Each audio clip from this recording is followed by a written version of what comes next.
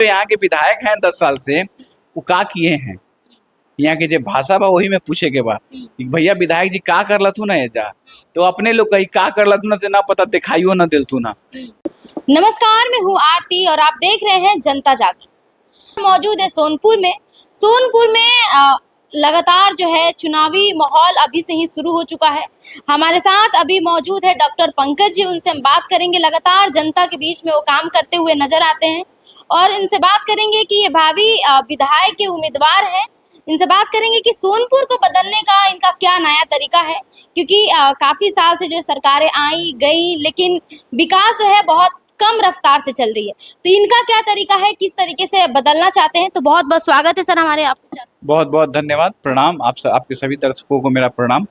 आपने खुद ही बोल दिया कि विकास बहुत धीमी तरीके से यहाँ चल रहा है, तो ये एक प्रमाण है कि जो हमारे वर्तमान के विधायक हैं 10 साल में क्या किए हैं।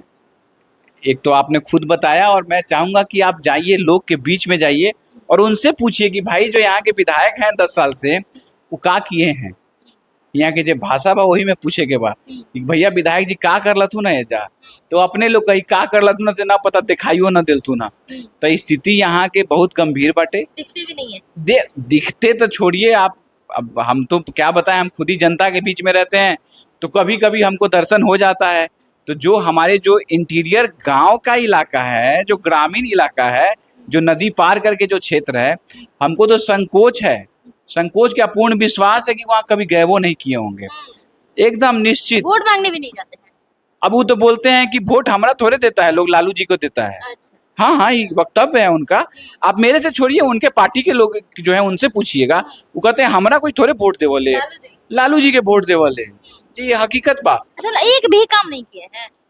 अब आप हमको तो, मेरे नजर में तो ऐसा कोई काम नहीं दिखा है जो किए हैं जी, बिल्कुल नहीं। और करते भी होंगे, किसी लोग का तो व्यक्तिगत कार्य करते होंगे। आप सोचिए कि बिहार, हमारे सोनपुर विधानसभा की सबसे बड़ी समस्या बाढ़ है और बाढ़ में भी सबसे ज्यादा प्रभावित उन्हीं का गांव होता है, सबलपुर। अच्छा। और वहां पे आप जाइएगा तो मुझे पूर्ण विश्वास है कि 2-4 लोग उनको गाली देते हुए मिल जाएंगे आपको। क्योंकि देखिए, अगर जो मूलभूत समस्या 30 वर्ष से बना हुआ है उस पर कोई काम नहीं हुआ है, 30 साल से डिमांड है कि सोनपुर में रिंग बांध के निर्माण होए के चाहिए, क्योंकि ओकरा बिना कभी भी सोनपुर बाढ़ रहित नहीं हो सकता, मतलब बाढ़ से छुटकारा नहीं पा सकता है। तो उसके लिए बेसिक रिंग बांध की डिमांड है और उस पे जो भी लोग सदन में गए हैं, क्या मांग किए हैं, हमें नहीं जानकारी है इसकी। मैं बट मंच से हमेशा मांग करता हूं कि अगर आपने मांग किया है, ठीक है, आपने किया होगा, आपका डिमांड नहीं पूरा हुआ, आपने कब मांग किया, सदन में कितना नंबर क्वेश्चन है, किस दिन का, आप हमको वो बताइए। मतलब मांग भी नहीं करते। अब हम तो क्वेश्चन खड़ा कर रहे हैं कि आपने मांग किया तो पारदर्शित कीजिए ना कि हमने मांग किया है भाई। और जो सबसे बड़ी प्रमुख समस्या है, अगर हमारे यहाँ भोजन की सबसे बड़ी समस्या है तो हमको एक दिन नहीं मिलेगा तो हम दूसरा दिन भी मांगेंगे, तीसरा दिन भी मांगेंगे। अगर आप मांगे तो कब मांगे और मांगे तो कितनी बार मांगे, ये चीज पब्लिक फोरम में आप ला के दीजिए। और पिछले 10 वर्ष से आप विधायक हैं, हम कोई विधायक नहीं रहे हैं, हम विधायक की प्रत्याशी के रूप में हम मेहनत कर रहे हैं विधायक बनने के लिए।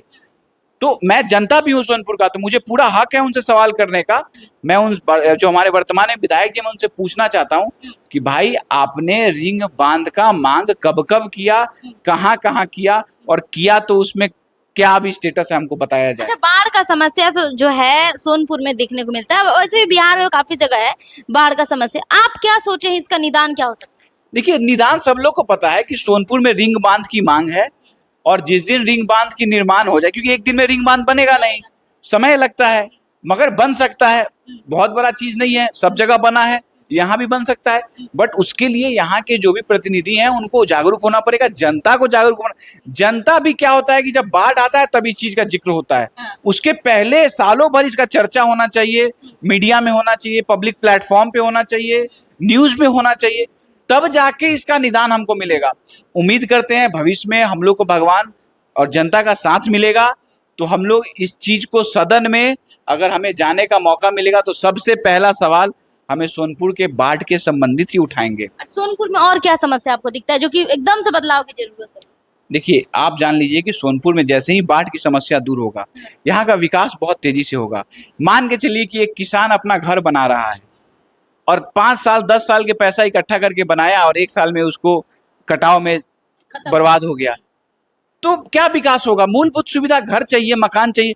जब घर मकान ही चला जाएगा तो और क्या चाहिए? ठीक है ना। देखिए, बिजली, सड़क सब ठीक है, इसमें समय समय पे मरम्मत की जरूरत और बेहतरी की जरूरत लगती है और ये होना भी चाहिए, क्योंकि वो नहीं करने से मूलभूत समस्याएं आजकल हैं। इसके अलावा हम लोग को एक अच्छा अस्पताल, सरकारी व्यवस्था की बात कर रहा हूं मैं, एक बेहतर सरकारी अस्पताल की व्यवस्था हमें चाहिए, जहाँ पे इमरजेंसी में ट्रॉमा केयर सेंटर और आप इमरजेंसी में सिजेरियन, क्योंकि देखिए ये ग्रामीण परिवेश है, यहाँ पे लोगों के पास पैसे की बहुत दिक्कत होती है। इमरजेंसी में गर्भवती महिलाओं को रात में ही जनरली लेबर पेन होता है और उनको रात में दौड़ना भागना पड़ता है। एक तो वो पहले सरकारी व्यवस्था में जाते हैं, बट वहाँ से उनको इस सरकारी से उस सरकारी, उस सरकारी से उस सरकारी भेजा जाता है, जिसमें समय का नुकसान होता है। तो गर्भपात में कभी कभी बच्चों का भी नुकसान हो जाता है, कभी कभी गर्भवती महिलाओं को भी अपना जिंदगी गंवाना पड़ता है। और बहुत मुश्किल के बाद वो जब प्राइवेट में पहुँचते हैं तो उस समय इमरजेंसी में व्यवस्था होती है तो पैसा उनको लगता है। तो मान चलिए कि मैं भी अस्पताल चलाता हूँ, मैं कम तो कर सकता हूँ, मगर जो बेसिक खर्च है वो भी वो व्यक्ति नहीं अफोर्ड कर सकता जी। तो मैं सरकार से मांग करता हूँ कि अब बहुत लोग बोलते हैं कि अरे आप फ्री में कर दीजिए। भाई, हम कितने लोग का फ्री में कर देंगे? हमारी भी एक क्षमता है, हमारी भी एक लिमिटेशंस है। तो वो व्यवस्थाएं सरकारी व्यवस्था में हो तो मरीज को कहीं भटकना ही नहीं पड़ेगा, डायरेक्ट वो उस सेंटर में रात में चला जाएगा। तो एक बेसिक चीज ये है, एकदम गवर्नमेंट अस्पताल, जहाँ पे मैं मेडिकल कॉलेज की मांग नहीं कर रहा हूँ भाई, वो बड़ी चीज होती है। मैं छोटी चीज की मांग कर रहा हूँ कि जो व्यवस्था हमारे पास है वहाँ पे इमरजेंसी में सिजेरियन की सुविधा हो, और हो तो पूरे क्षेत्र को इसकी जानकारी हो कि भैया यहाँ ओकल है, कि हम मुंह के बतावे में आसानी होगी कि ना रात में कोई भी दिक्कत होके सीधे वहीं जाए के बाद। तो ये चीज को जानकारी होना बहुत जरूरी है। इसके अलावा रोजगार और पलायन एक बहुत बड़ा मुद्दा है। हमारे बहुत सारे युवा साथी हैं जो रोजगार के चाहत में यहाँ से बाहर चले गए। हमारे बहुत सारे मित्र हैं जो यहाँ पे नहीं रहते क्योंकि उनको यहाँ पे काम नहीं मिला। और मैं इसके लिए स्वरोजगार योजना के लिए मैं पहले भी काम कर रहा हूँ अपने पॉकेट से, अभी भी काम कर रहा हूँ। बट हम लोग का एक प्लान है कि हर पंचायत में 2 महिला 2 युवाओं को स्वरोजगार से जोड़ा जाए पहले 6 महीने के अंदर, और उसके बाद जब अगर ये सफल होगा तो धीरे धीरे इसकी दायरा को बढ़ाया जाए। स्वरोजगार के लिए मतलब क्या सुविधा प्रोवाइड करें? देखिए, स्वरोजगार मतलब क्या होता है कि ऐसा रोजगार जो आप अपने घर के 10 बाई 10 कमरे में बैठे बैठे कर सकते हैं। इसके लिए जैसे मैं आपको एग्जाम्पल के रूप में देता हूँ कि मान के चलिए कि एक हवाई चप्पल का व्यवस्था, एक छोटा सा इंडस्ट्री हमको बैठाना है, बहुत ज़्यादा लागत नहीं लगता है, 1 लाख 1.5 लाख तक में ये सारा व्यवस्था हो जाता है। मान के चलिए कि 1-1.5 लाख में मशीन हो जाएगा, लगभग 200-300-400 चप्पल का रॉ मटेरियल हो जाएगा। अगर कोई चप्पल बनाने की लागत 30 रुपये 35 रुपये आ रही है, बाजार में आप उसको 60 रुपये में बेच रहे हैं, दुकानदार उसको 70-80 रुपये में बेचता है। मान के चलिए कि आप या तो उसको बाजार में बेच दीजिए, 2 रुपया कम ही बेचिए, या फिर डायरेक्ट आप अपने घर से गाँव में बेच दीजिए। अगर गिन के 500 चप्पल भी आप बेच लेते हैं तो आप जोड़ लीजिए कि आपको क्या रुपया फायदा होगा। हम ज़्यादा नहीं बोल रहे हैं, आप जोड़ लीजिए कि आपको क्या रुपया फायदा होगा। और आप घर पे बैठे बैठे ये काम कोई महिलाएं भी कर सकती हैं, कोई बच्चियां भी कर सकती हैं। आपको 5,000, 10,000, 15,000 तक का व्यवस्था होने लगेगा। इस तरह का योजना हम लोग हर पंचायत में, बहुत सारा छोटा छोटा झाड़ू बनाने का, चप्पल बनाने का, मसाला पैकिंग का, कलम बनाने का, बॉटल बनाने का, हार्पिक बनाने का, वाइपर बनाने का, मतलब अनेकों अनेक हम लोगों ने इस चीज़ को चिन्हित कर रखा है। उसके लिए 6-7 युवाओं की टीम है हमारी जो इस पे काम करता है, रिसर्च करता है, और कम से कम लागत में कौन सा रोजगार हम लोग चालू कर सकते हैं और उसका कैसे खपत होगा उसकी भी योजना हमारे पास है। इस तरह करके हम लोग पंचायत स्तर पर इसको चालू करेंगे और सफल होंगे तो इसको हम लोग 4 से 8, 8 से 16 करेंगे, जिससे कि मान के चलिए कि अगर 1 साल में हम लोग हर पंचायत से, अगर मान के चलिए कि 4 लोग को भी कर रहे हैं, 32 को पंचायत है, 2 नगर पंचायत है, तो जोड़ लीजिए कि 150-200 लोगों को हम लोग व्यवस्थित कर सकते हैं। तो अगर हर साल 150-200 लोगों को करते हैं तो कम से कम हम अपने कार्यकाल में 1000 लोगों को तो व्यवस्थित कर देंगे ना। जिस तरीके से आप बात कर रहे हैं, सोनपुर को बदलने की बात कर रहे हैं, लोगों में उम्मीद है, मुझे भी लग रहा है कि हाँ आप कुछ कीजिएगा सोनपुर के लिए। लेकिन मेरा एक अंतिम सवाल है आपसे कि आप डॉक्टर पंकज से आप पॉलिटिक्स में आने का मतलब क्या? देखिए, डॉक्टर जो है ना, ये डिग्री हमें तब तक रहेगा जब तक हमारी आखिरी सांस चलेगी। और आप पता कर लीजिएगा कि डॉक्टरी माध्यम से हमने क्षेत्र में क्या किया है, जितना हो सका है, जितना हो पाया है, और आगे भी मैं पूरे जनता से वादा करता हूँ। बहुत लोग बोलते हैं कि राजनीति करे के बाद एला ही काम कर, नहीं, जब तक सांस है तब तक सेवा होगा। और ये मेरे संस्कार में है, हमारे परिवार में है, ये हम करेंगे। अपने गांव के लिए करेंगे, अपने समाज के लिए करेंगे, अपने क्षेत्र के लिए करेंगे, और बहुत जो बाहर के आते हैं उनके लिए भी करेंगे। मैं उनसे भी सवाल पूछना चाहता हूं कि जो लोग पिछले 30-35 वर्ष से इस क्षेत्र में राजनीति कर रहे हैं, कि भैया आपने रोजगार के लिए क्या किया है इस क्षेत्र के लिए? क्या किया? अगर 100 आदमी को भी अस्थाई रोजगार की व्यवस्था आपने कराई है प्राइवेट सेक्टर में ही, तो आप बताइए। मैंने तो, मेरे जानकारी में अभी तक ऐसा नहीं है, बट मेरी जो प्लानिंग है कि कम से कम 150-200 लोगों को हर 6 महीने पे इस तरह के रोजगार से जोड़ा जाए, और धीरे धीरे इसका दायरा, क्योंकि देखिए जनता का जब तक समर्थन नहीं मिलेगा, सहयोग नहीं मिलेगा, मेरे चाहने से सिर्फ नहीं होगा, बट मुझे मिल रहा है, उस तरह का टीम है, युवाओं का बहुत ज़्यादा विश्वास है मेरे ऊपर, तो भगवान से और मैं अपने आप से उम्मीद रखता हूं कि मैं उनके विश्वास को कभी नहीं तोड़ूंगा। अच्छा, जनता का एक सवाल रहता है कि चुनाव से पहले सब बड़े बड़े वादे करते हैं और चुनाव के बाद जो है बदलते हुए नजर आते हैं, मतलब इस पे क्या कहेंगे आप? देखिए चुनाव में 6 साल से इस क्षेत्र में सामाजिक गतिविधियां बहुत एक्टिव हूँ। आप पता करिएगा क्षेत्र में, मैं इस क्षेत्र में युवा संवाद करवाता हूँ पिछले 2-3 वर्षों से।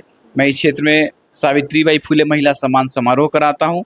मैं इस क्षेत्र में सबसे पहले गंगा आरती करवाया हूँ, हर साल करवाता हूँ। मैं ऐसा नहीं कि अब चुनाव में आ गए तो नहीं, हम हर साल करवाते हैं। हम लोग इस क्षेत्र में वृक्षरोपण, पौधा वितरण, ये सब काम हम लोग कराए हैं।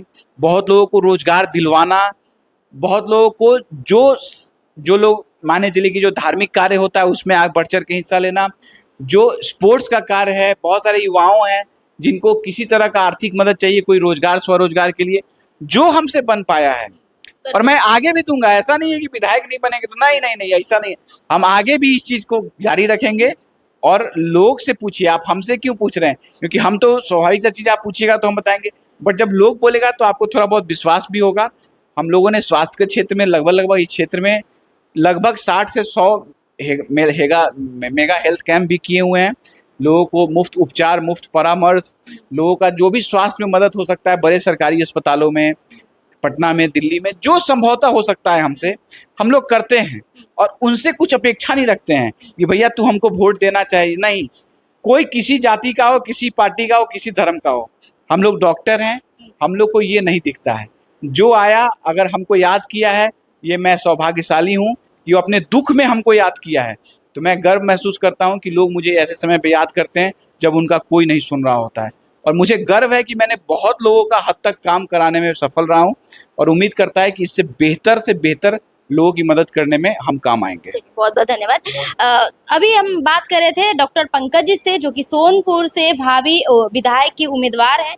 देखिए, सोनपुर को बदलने की तो बात कर रहे हैं, अब देखिए आगे अगर जीत के आते हैं तो क्या क्या बदलाव होगा, और डॉक्टर पंकज जी से आपको क्या उम्मीद है सोनपुर से, तो आप अपने कमेंट बॉक्स में जरूर बताइएगा कि आगे इनके तक पहुंचाया जाए और सोनपुर को बदलने का काम किया जाए। धन्यवाद।